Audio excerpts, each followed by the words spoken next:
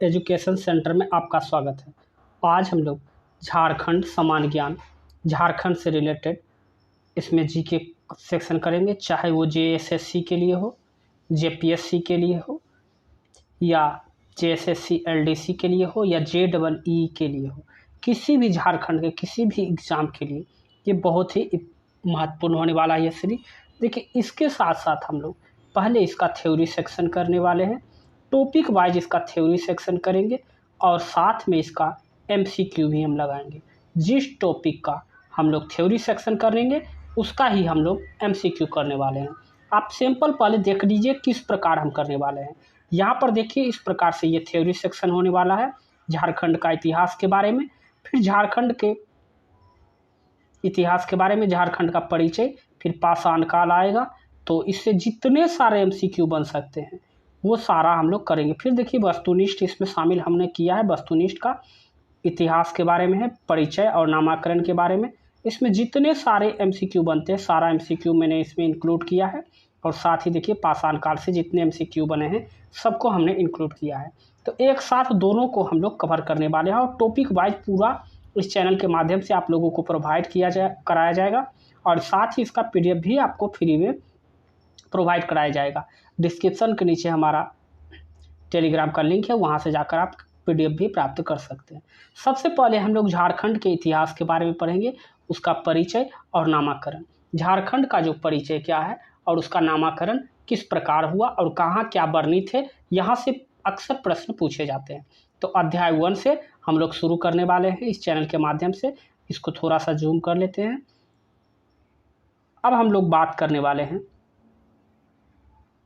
परिचय। तो झारखंड का परिचय, झारखंड आप लोगों को पता है कि झारखंड जो एक है आदिवासी बहुल राज्य है। झारखंड के रूप में आदिवासियों की गृह भूमि अर्थात स्वदेश, जिसे होमलैंड कहा जाता है, जो आदिवासियों को सदियों पुराना सपना था, साकार हुआ। झारखंड में अगर पर्वत ने झारखंड को उत्तर से होने वाले आक्रमणों को सदैव सुरक्षा प्रदान की है।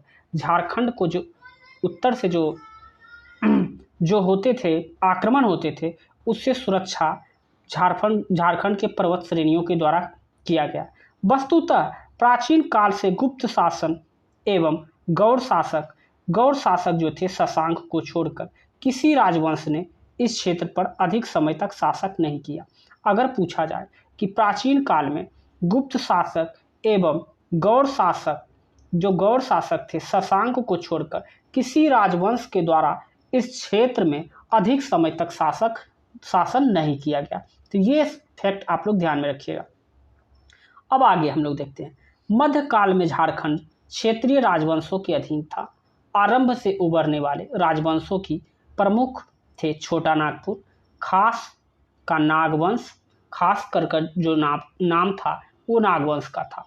मध्यकालीन जो झारखंड था वो क्षेत्रीय राजवंशों के अधीन था। आरंभ में उभरने से राजवंशों के प्रमुख जो था छोटा नागपुर, जो कि नागवंश के, पलामू की अगर बात करें रक्सेल वंश, और सिंहभूम से सिंह वंश बाद में उभरने वाले राज्यों में प्रमुख थे। मानभूम का मानवंश, रामगढ़ राज, खड़गढ़िया राज, पंचेत राज और ढालभूम राज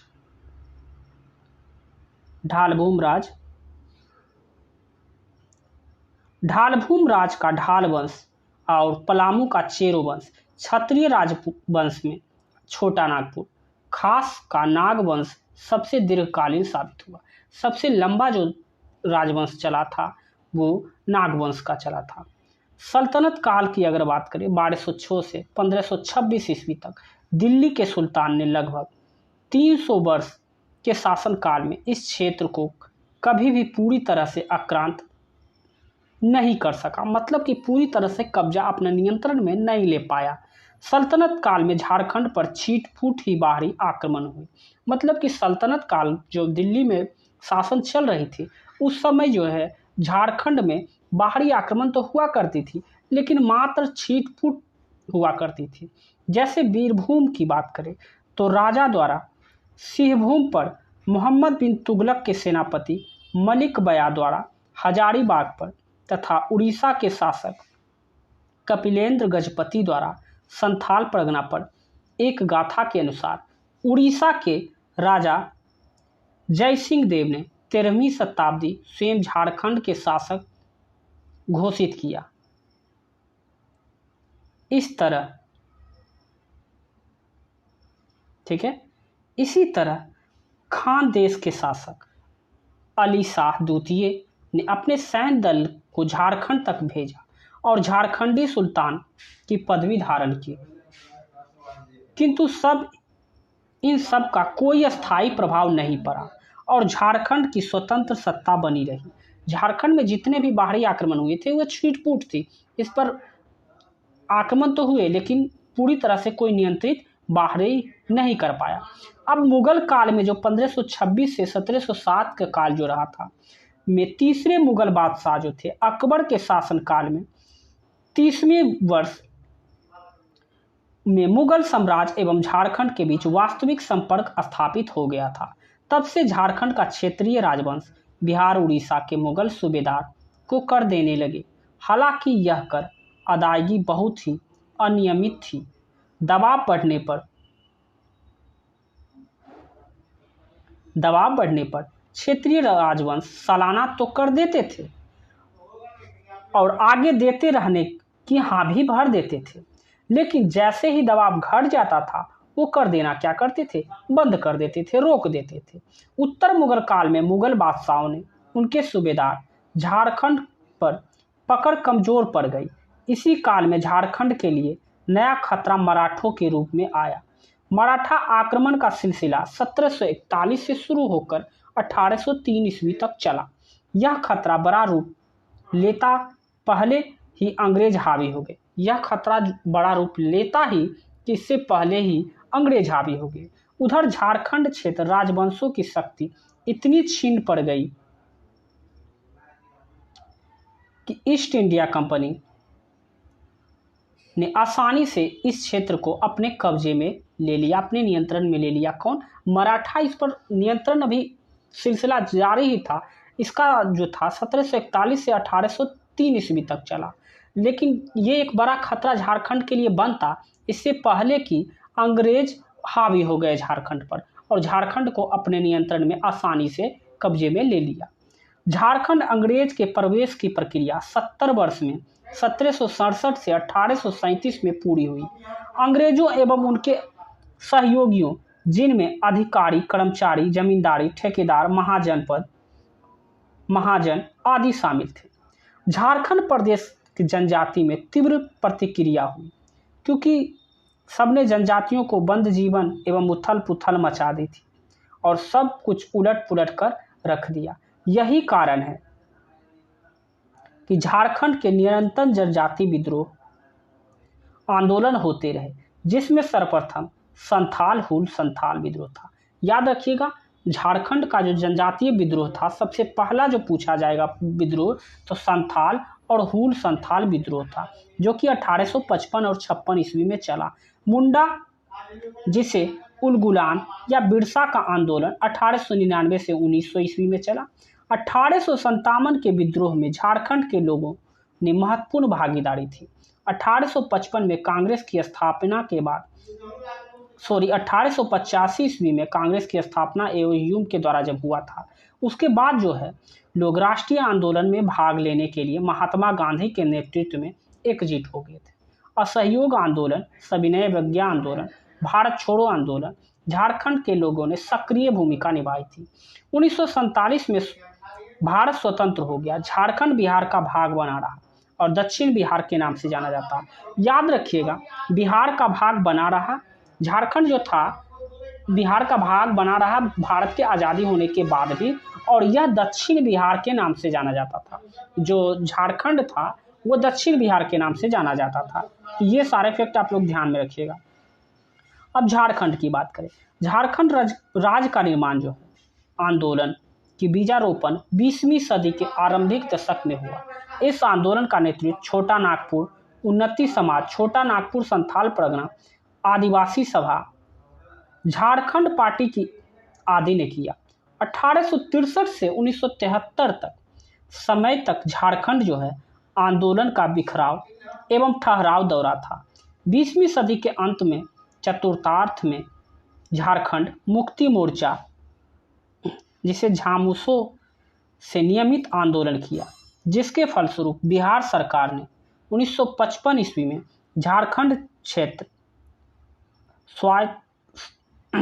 स्वायत्त सती परिषद जैक की स्थापना 15 नवंबर 2000 में की। झारखंड की जो स्थापना थी 15 नवंबर 2000 ईस्वी को झारखंड भारत के संघ के 28वां राज्य के रूप में सम्मिलित हुआ। याद रखिएगा, झारखंड जो था भारत का 28वां राज्य के रूप में अस्तित्व में आया 15 नवंबर 2000 ईस्वी को। रांची को इसकी राजधानी बनाया गया। रांची जो है इसकी कैपिटल जो है रांची है झारखंड की। अब नामाकरण जो है झारखंड शब्द की उत्पत्ति जो है शब्दों के मिलने से हुआ है। झार का अर्थ होता है वन और खंड का अर्थ होता है प्रदेश, अर्थात इसका शाब्दिक झारखंड का होता है वन का प्रदेश। आज जिस झारखंड के नाम से जाना जाता है उसे अतीत के विभिन्न कालों में विभिन्न नामों से जाना जाता है।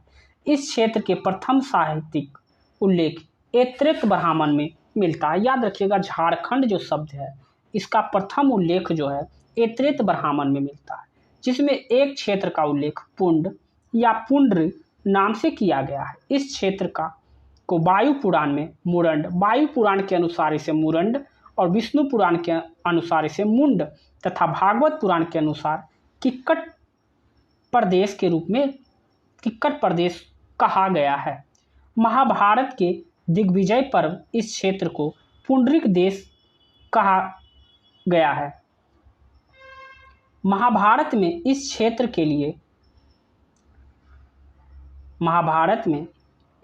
के लिए एक नाम पशुभूमि मिलता है। समुद्रगुप्त की प्रयाग स्थित इस क्षेत्र को मुरंड देश कहा जाता है। पूर्व मध्यकालीन संस्कृत साहित्य इस क्षेत्र को कलिंद देश के रूप में जाना जाता है। 13वीं सदी में एक ताम्रपत्र में झारखंड शब्द का उल्लेख मिलता है।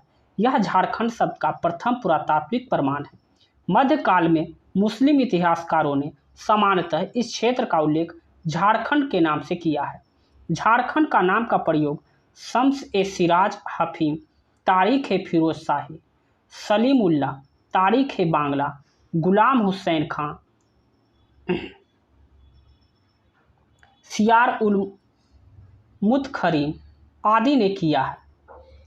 भक्तिकालीन कवि कबीर एवं जायसी ने झारखंड की अपनी रचनाओं में नाम उल्लेख किया है। झारखंड के मुख्य रूप से छोटा नागपुर पठार संथाल परगना वन क्षेत्र में शामिल है। याद रखिएगा, झारखंड का जो मुख्य रूप से है छोटा नागपुर का पठार और संथाल परगना वन क्षेत्र में शामिल है। आज का झारखंड पहले के छोटा नागपुर संथाल परगना का ही पर्यायवाची है। याद रखिएगा, झारखंड का अगर पर्यायवाची पूछा जाए तो याद रखिएगा छोटा नागपुर संथाल परगना ही जो है झारखंड का पर्यायवाची है। अतएव इन दोनों क्षेत्रों के पुराने नए नामों का परिचय आवश्यक है। अब है छोटा नागपुर। छोटा नागपुर की बात करी जाए तो छोटा नागपुर जो है झारखंड का सबसे बड़ा भाग है। छोटा नागपुर जो है झारखंड का सबसे बड़ा भाग है। यह झारखंड का लगभग 80% भाग तक फैला हुआ है। क्या? छोटा नागपुर। ढीले ढाले अर्थ छोटा नागपुर को झारखंड का समानार्थी कहा जा सकता है। सामान्यतः छोटा नागपुर कहने से झारखंड का तथा झारखंड कहने से छोटा नागपुर का बोध हो जाता है। चीनी यात्री फाहियान ने अपनी यात्रा वृत्तांत में फोको क्वी में छोटा नागपुर पठार को कुक्कुट लाड कहा है। किसने कहा है?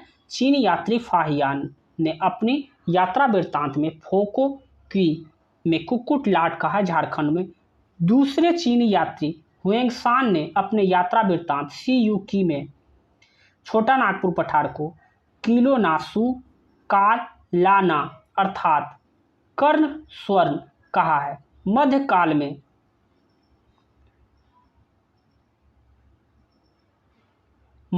में इस क्षेत्र को कोकड़ा या खोखरा के नाम से जाना जाता था। यह क्षेत्र धीरे धीरे चूटिया नागपुर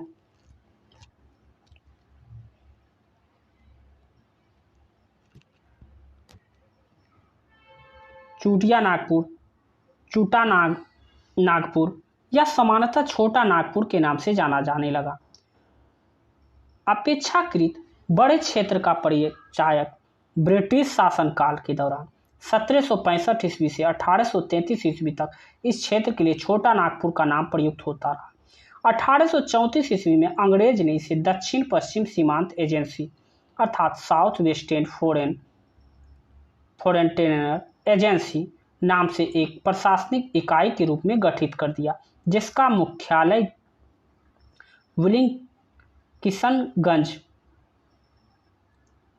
विलिंगकिशनगंज या बिष्णुपुर बाद में रांची को बनाया। संथाल परगना झारखंड का दूसरा सबसे बड़ा भाग है। पहला भाग जो है झारखंड का वो छोटा नागपुर है, दूसरा सबसे बड़ा भाग जो है संथाल परगना है। इस क्षेत्र का प्राचीनतम नाम जो है नरीखंड है। संथाल परगना का प्राचीन नाम जो है नरीखंड है, याद रखिएगा। और वहीं अगर रांची जो बाद में बनाया गया विशुनपुर था, जिसे किशनगंज या बिष्णुपुर बाद में से रांची बनाया गया था, जो कि अंग्रेजों द्वारा 1834 ईस्वी में इसका गठन किया गया था दक्षिण पश्चिम सीमांत एजेंसी के रूप में, जो कि बाद में रांची के रूप में जाना जाने लगा। बाद में वहीं संथाल परगना जो कि झारखंड का दूसरा सबसे बड़ा भाग है, इस क्षेत्र को प्राचीनतम नाम जो था नरीखंड था। बाद में इसे काकलजोल कहा जाने लगा। वेनसांग ने संथाल परगना के मुख्य क्षेत्र राजमहल का उल्लेख कीचिंगकोइलो के नाम से किया है। राजमहल का नामकरण की अगर बात करें तो मध्यकाल में हुआ। संथाल परगना एक महत्वपूर्ण भाग है, जिसे राजमहल, पाकुर, गोड्डा और दुमका के कुछ हिस्से शामिल थे। दामिन एको अर्थात पहाड़ी अंचल कहा जाता था। इस तरह से झारखंड का परिचय समाप्त हो गया। अब हम आगे करेंगे पाषाण काल के बारे में। पाषाण काल की शुरुआत जो है 25 लाख ईसा पूर्व से 1000 ईसा पूर्व के 3 युगों में बांटा जाता है। पूरा पाषाण काल, जिसे कहा जाता है पूरा या पूर्व पाषाण काल, पेलियो, मध्य, और तीसरा जो है नव पाषाण काल। झारखंड में तीनों युगों के साक्ष्य मिलते हैं। पूरा पाषाण काल की अगर बात करें, जिसे पैलोथिक एज कहते हैं, आखेटक का अर्थ होता है जो शिकार करता एवं खाद्य संग्राहक। झारखंड का पूरा पाषाण युग जो है अवशेष दुमका, देवघर, हजारीबाग, बोकारो, रांची, पश्चिम सिंहभूम, पूर्वी सिंहभूम आदि क्षेत्रों में नदियों के किनारे प्राप्त होते हैं। मध्य पाषाण युग की अगर बात करें तो मध्य पाषाण युग में आखेटक एवं पशुपालक सूक्ष्म पाषाणोकरण संस्कृति। झारखंड के मध्य पाषाण युग के अवशेष जो है पलामू, दुमका, धनबाद, रांची, पश्चिम सिंहभूम, पूर्वी सिंहभूम आदि से प्राप्त होता है। अब नवपाषाण काल की बात अगर करें तो नवपाषाण काल यानी खाद्य उत्पादक एवं नवपाषाण युग पूर्व पाषाण काल में जो था आखेटक था और खाद्य सामग्री, और मध्य पाषाण काल में आखेटक के साथ पशुपालन भी था, और नवपाषाण में खाद्य उत्पादक झारखंड यानी कि झारखंड नवपाषाण युग के अवशेष जो है रांची, लोहरदगा, पश्चिम सिंहभूम, पूर्वी सिंहभूम आदि से प्राप्त होते हैं। नवपाषाण युग के बाद नवपाषाण युग जो है झारखंड के पाषाण युग के बाद धातु युग आया।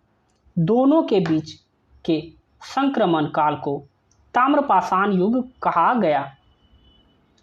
कहा जाता है, जिससे पाषाण का अर्थ होता है पत्थर के साथ साथ ताम्र अर्थात तांबा जो धातु उपकरणों का उपयोग हुआ। झारखंड में ताम्रयुगीन संस्कृति का केंद्र बिंदु जो था सिंहभूम था। ताम्रपाषाण युग के बाद तांबा युग अथवा जिसमें सभी उपकरण औजार तांबा के से बने हो, उस समय के जो थे असुर, ब्रिजिया, बिरहोर जनजाति तांबे के, याद रखिएगा बहुत ही इंपॉर्टेंट है, तांबे के खानों के अयस्क निकालकर उसे गलाने, उससे उपकरण बनाने की विद्या से परिचित थे। कौन सी जनजाति? असुर और बिरजिया। बिरजिया जिसे बिरहोर जनजाति कहते हैं, जो कि तांबे के खानों से अयस्क निकालकर उसे गलाकर उसे उपकरण बनाने की विद्या से परिचित थे। झारखंड के कई स्थानों पर तांबे के कुल्हाड़ी के मिलने तथा हजारीबाग में बाहरगंडा स्थान से तांबे के 49 खानों के अवशेष मिलने से इस बात की पुष्टि होती है कि झारखंड जो है ताम्र युग के बाद कांस्य युग आया। कांस्य युग का निर्माण तांबे और टीन से मिलाकर किया जाता है। कांसा का निर्माण जो है तांबे और टीन को मिलाकर कांसा का निर्माण किया गया। छोटा नागपुर क्षेत्र जो है असुर और बिरजिया जनजाति इस युग के सूत्रधार थे। झारखंड में कांस्य युग के बाद लौह युग आया और लौह युग का सूत्रधार भी असुर और बिरजिया जनजाति ही थे। छोटा नागपुर के असुर बिरजिया जनजाति ने उत्कृष्ट लौह तकनीक का विकास किया। इतिहासविद के अनुसार छोटा नागपुर का लोहा सुदूर मेसोपोटामिया, आज का इराक तक भेजा जाता था, जहां दमिश्क में इसे तलवारों बनाई जाती थी। दमिश्क की तलवार इतिहास में प्रसिद्ध है। इसे झारखंड का वैदेशिक संपर्क की पुष्टि होती है। इस प्रकार से हमारा पाषाण काल, झारखंड का पाषाण काल भी क्या हुआ? समाप्त हो गया। तो अब इसका हम लोग MCQ करने वाले हैं। जितना आप लोग थ्योरी सेक्शन पढ़े उसी से हम MCQ होने वाले हैं। पूछा गया है झारखंड राज्य की स्थापना कब हुई? तो बहुत ही आसान प्रश्न है। 15 नवंबर 2000 ईस्वी को भारत का 28वां राज्य के रूप में झारखंड राज्य की स्थापना हुई थी। तो ऑप्शन सी इसका क्या होगा? राइट आंसर हो जाएगा। स्थापना के आधार पर झारखंड का भारत के राज्यों में क्रम कौन सा है? तो 28वां राज्य है। इसकी चर्चा हम कर चुके हैं, तो ऑप्शन सी इसका सही उत्तर हो जाएगा। आगे का जो प्रश्न है, राज्य के रूप में स्थापित होने से पूर्व झारखंड किस नाम से जाना जाता था? बहुत ही अच्छा प्रश्न है। तो बिहार से जो राज्य के रूप में स्थापित होने के पूर्व झारखंड जो है वो दक्षिण बिहार के रूप में जाना जाता था। तो ऑप्शन बी इसका क्या होगा? सही उत्तर हो जाएगा। झारखंड का शाब्दिक अर्थ क्या होता है? तो इसका शाब्दिक अर्थ हम लोगों ने पढ़ा था। झार का अर्थ होता है वन और खंड का अर्थ होता है प्रदेश। तो वन प्रदेश, तो इस ऑप्शन सी हो जाएगा, इसका सही उत्तर हो जाएगा। आगे का जो प्रश्न है वो है झारखंड क्षेत्र का प्रथम साहित्यिक उल्लेख ऐत्रेय ब्राह्मण में किस नाम से मिलता है? तो हम लोग पढ़े पुंडरीक के उल्लेख ऐत्रेय ब्राह्मण में जो है झारखंड का उल्लेख है पुंडरीक के रूप में मिलता है। तो ऑप्शन ए इसका सही उत्तर हो जाएगा। आगे का प्रश्न जो है महाभारत में झारखंड क्षेत्र का उल्लेख किस नाम से मिलता है? तो महाभारत में पुंडरीक देश के रूप में मिलता है इसका उल्लेख। तो ऑप्शन ए इसका सही उत्तर हो जाएगा। झारखंड शब्द का प्रथम पुरातात्विक उल्लेख कब मिलता है? तो 13वीं सदी में एक ताम्रपत्र में मिलता है। तो इस तरह से इस प्रश्न का उत्तर क्या होगा? ऑप्शन ए इसका सही उत्तर हो जाएगा। अगला जो प्रश्न है, आज का झारखंड पहले के किस क्षेत्र का पर्यायवाची शब्द माना जाता था? तो इसका हम लोगों ने पढ़ा था। आज का झारखंड जो है पहले जो है छोटा नागपुर, जो कि झारखंड का 80% हिस्सा, सबसे बड़ा भाग जो है, दूसरा सबसे बड़ा भाग जो है संथाल परगना है। तो ऑप्शन ए इसका क्या होगा? सही उत्तर हो जाएगा। आप देखिए किसी भी प्रकार का प्रश्न हो आसानी से आप थ्योरी सेक्शन पढ़ने के बाद लगा सकते हैं। संथाल परगना क्षेत्र को अति प्राचीन काल में क्या कहा जाता था? तो याद रखिएगा संथाल परगना को जो है ये हो जाएगा नरीखंड कहा जाता था। तो ऑप्शन ए इसका सही उत्तर हो जाएगा। अब हम लोग इसके आगे हम लोग करने वाले हैं पाषाण काल। तो पाषाण काल में झारखंड में आदि मानव की उपास्थि के अतिरिक्त साक्ष्य किससे संबंधित है? तो देखिए इस प्रश्न का उत्तर क्या हो जाएगा? ये हो जाएगा पूरा पाषाण युग से। झारखंड, आगे जो प्रश्न है पाषाण काल से, झारखंड का ताम्रपाषाण युगीन संस्कृति का केंद्र बिंदु क्या था? तो हम लोगों ने इसे पढ़ा था सिंहभूम में है, तो ऑप्शन ए इसका सही उत्तर हो जाएगा। तो यदि आप कोई जितने भी थे इस प्रश्न से एमसीक्यू बन सकते हैं वो हम लोगों ने यहाँ पर एमसीक्यू भी किया, साथ में थ्योरी भी लगाया। अगर कुछ एमसीक्यू नहीं भी दिया हो तो अगर आप थ्योरी सेक्शन में पढ़ लेते हैं तो हमें नहीं लगता कि कोई भी प्रश्न इस टॉपिक से आपका छूटने वाला है। तो अगर आप इस चैनल के माध्यम से बने रहते हैं तो रेगुलर टॉपिक वाइज आपको इस चैनल के माध्यम से कवर कराया जाएगा, और जिस प्रकार से आपका कमेंट आता है उस प्रकार के इस चैनल के माध्यम से आपको प्रोवाइड कराया जाएगा झारखंड एसएससी का जीके। तो अभी के लिए बस इतना ही, मिलते हैं हम लोग नेक्स्ट वीडियो में। जय हिंद।